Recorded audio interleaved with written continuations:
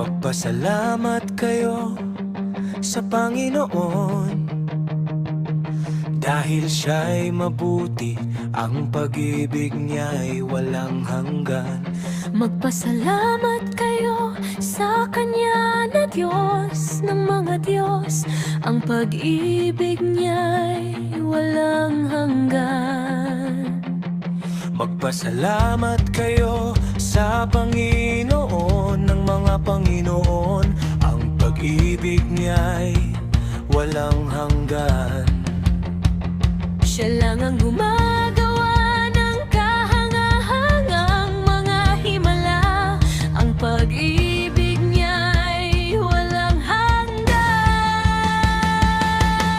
Sa pamamagitan ng kanyang karunungan, ginawa niya ang kalangitan, ang pag-ibig niya'y walang hanggan.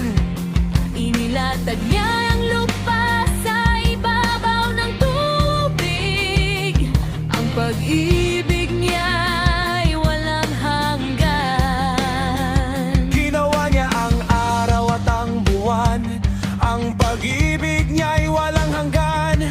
Ginawa niya ang araw upang magbigay liwanag kung araw. Ang pag-ibig niya'y walang hanggan.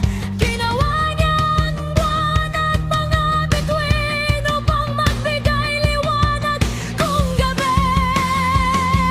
Pinatay niya ang mga panganay na nangangaigipso, ang pag-ibig niya'y walang hanggan.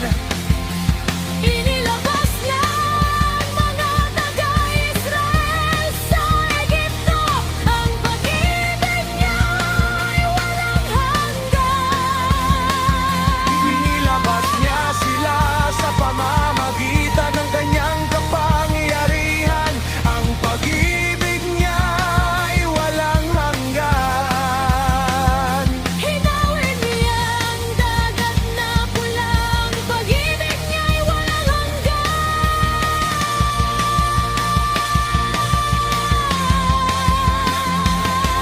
At pinatawid niya sa gitna nito ang mga taga-Israel, ang pag-ibig niya'y walang hanggan. Ngunit niyo